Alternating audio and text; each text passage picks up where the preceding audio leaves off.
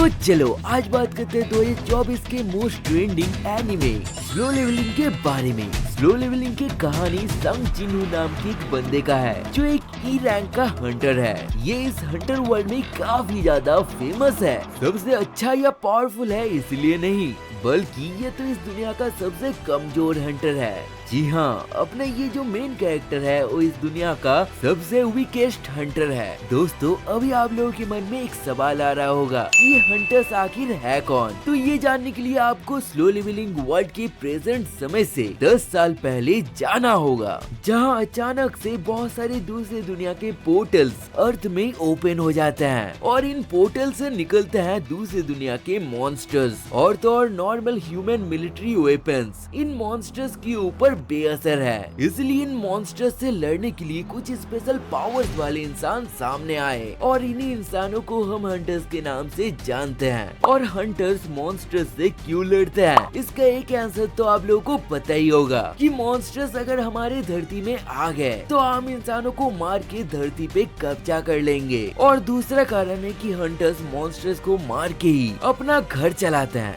मतलब मॉन्स्टर्स को मारने से इन्हें पैसे मिलते हैं। और तो और हंटर जितने पावरफुल मॉन्स्टर को मारेगा उसे उस मॉन्स्टर से उतनी महंगी स्टोन मिलेगा जिसे बाद में हंटर बेच देता है और इन्हीं स्टोन से पावरफुल हथियार और ग्रीन एनर्जी बनाया जाएगा। मॉन्स्टर्स को सिर्फ हंटर्स ही मार सकता है, मतलब इस दुनिया में हंटर्स की इम्पोर्टेंस बहुत ही ज्यादा है। और ये हंटर्स अपने पावर्स के हिसाब से अलग अलग रैंक के होते हैं, जैसे कि सबसे पावरफुल यानी कि सबसे टॉप रैंक है एस रैंक, उसके बाद ABCD और सबसे लास्ट में सबसे कमजोर होते हैं ई रैंक वाले। हंटर्स के पावर्स के बारे में बात करें तो कुछ हंटर्स तो नॉर्मल हथियारों से लड़ते हैं, लेकिन कुछ हंटर्स के पास मैजिकल पावर्स होते हैं और इन्हीं मैजिकल पावर्स वाले हंटर्स में से एक कैटेगरी है हीलर्स का। हर एक मिशन की टीम के पास कुछ हीलर्स या एक हीलर्स होना कंपलसरी है, क्योंकि लड़ाई के दौरान अगर कोई हंटर घायल हो गया तो ये हीलर्स उन्हें पलक झपकते ही ठीक कर देते हैं। तो अभी बात करते हैं कि स्लो लेवलिंग वर्ल्ड में मॉन्स्टर्स आखिर मिलते कहाँ हैं? तो स्क्रीन में आप जो ये नीले नीले पोर्टल देख रहे हो, इनके अंदर ही होते हैं डेंजन और डेंजन में ही रहते हैं मॉन्स्टर्स। हंटर्स अगर डेंजन में जाकर उस डेंजन के बॉस मॉन्स्टर को मार देते हैं तो कुछ ही समय में ये पोर्टल बंद हो जाता है। तो फिर से आप सभी के मन में और एक क्वेश्चन आ रहा है कि इन पोर्टल्स को बंद करने का जरूरत ही क्या है, इन्हें खुला ही रहने देते। तो नहीं,